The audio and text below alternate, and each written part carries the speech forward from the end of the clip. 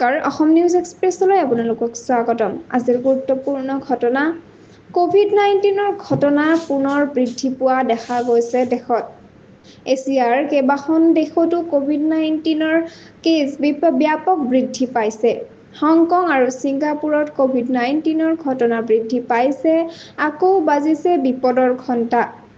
দক্ষিণ-পূব এছিয়াৰ দেশবোৰত আকৌ ক'ভিড-19ৰ নতুন ঢৌ দেখা গৈছে। বিশেষকৈ হংকং আৰু ছিংগাপুৰত ক'ভিড-19ৰ ঘটনাই আকৌ আলোড়নৰ সৃষ্টি কৰিছে। ছিংগাপুৰত বিগত এক বছৰত ঘটনাত 28% বৃদ্ধি দেখা পোৱা গৈছে। ৩ মে'ৰ ভিতৰত ইয়াত 14,200টা নতুন ক'ভিড-19ৰ ঘটনা দেখা পোৱা গৈছে। চীন আৰু থাইলেণ্ড যেনে দেশসমূহ এই ঢৌৰ সন্মুখীন হৈছে। আৰু এই ক'ভিড-19ৰ কাৰকবোৰ হৈছে দুৰ্বল ইমিউনিটি, বয়সীয়া আৰু আগতে ৰোগ থকা মানুহ, ৰাজহুৱা ঠাইত মাস্ক নিপিন্ধা, যাত্ৰা কৰা মানুহসকল। লক্ষণসমূহ হৈছে জ্বৰ, কাহ, গলত সৰসৰীয়া, শ্বাস ল'বলৈ অসুবিধা, ক্লান্তি আৰু শৰীৰৰ বিষ।